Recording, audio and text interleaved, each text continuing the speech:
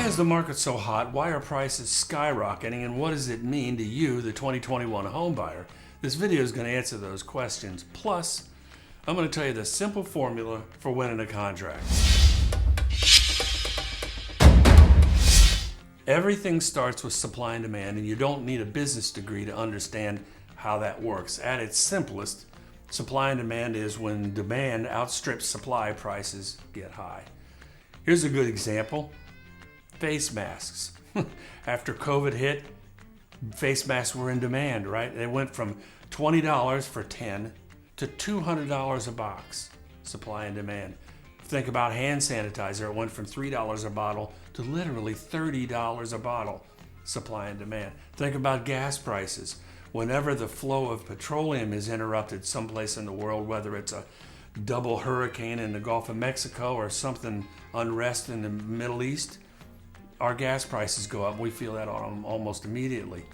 Real estate's the same way. It just happens a little more slowly. So let's look at both sides of that equation, supply and demand, in real estate and how that's working. So what does the supply side of real estate look like these days? Well, you got to go back a minute. Let's go to 2019 and 2020. We were on pace to sell 5.4 million homes per year. Inventory was already low because of the recession a decade before. It's just the inventory had never built up. So prices were steadily rising, but manageable. Everything was doing all right. Then COVID hits. Everything stops. Buyers, sellers, everything. 40% of sellers pulled their homes off the market within like 2 weeks. And who can blame them, right? All of a sudden you've got life uncertainty. What's this pandemic? You got financial uncertainty. They're keeping everybody home. They don't want any infected buyers traipsing through their house. Makes sense to me because we didn't have any idea what was going on. And that brings us to today. Inventory is so low that if somebody sells their house, they got no place to go. That's the number one fear. That's where the supply side is today. Inventory is like half of what we normally have.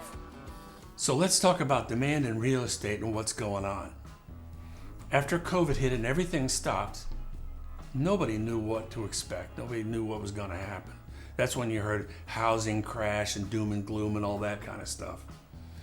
But to everybody's surprise, and I mean pretty much everybody, the buyer market recovered pretty quickly. 4 or 5 weeks, people were out buying homes again. Well, the home sellers were staying off the market. So we have essentially the same strong market coming into COVID is going on after COVID with half of the inventory gone. So naturally that means the demand is going to go up, right? The next thing that happens is interest rates are at 2.5% and 3%. For anybody that was on the fence thinking about buying a home, those are rates enough to motivate anybody to get into the market. That increases demand more. The next one is millennials, brand new to the market. Great folks. 38% of home buyers last year were millennials, brand new to the market. Adds to the demand. Now get this. After 6 months of people being locked up from COVID, they're starting to feel a little cabin fever, right? They're thinking, I got to get out of here. They want to go buy a house with more space. They want a room for remote working because that was now a thing. They want a room for a home gym or a bonus room for the family. They've got a growing family. They need maybe an extra bedroom, at least just some more square footage, right? And the next thing they want is a backyard, a place where they can go relax and breathe. Cabin fever was real, and it was motivating these people along with low interest rates to go buy a home. With all of this together, that's a lot of demand all of a sudden, so prices started to spike. Well, here's the kicker. It's called inbound migration. That's people moving from state to state. In several states, Washington, Oregon, Arizona, New Mexico, Idaho, Texas, and Tennessee, there's a lot of people moving into our states from elsewhere. And usually the reason is high taxes, maybe politics, but usually it's high taxes. California, Chicago, New York, Northeast. The people that are coming here are generally doing it because the cost of living is less. That adds more demand to the buyer market. That means the prices are really going to skyrocket. Put all that together, we've got a demand that is on fire, and we've got an inventory that just can't keep up. The only natural thing is going to be prices are going to skyrocket and the market's going to be hot. That's how that happens. So here's the bottom line. Here's what it all means. Stick with me just another second. I'm going to give you the simple formula for winning a contract here.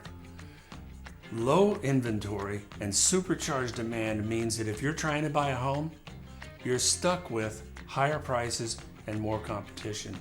And if your goal is to buy a house, you're going to have to learn to compete better. Here's the formula.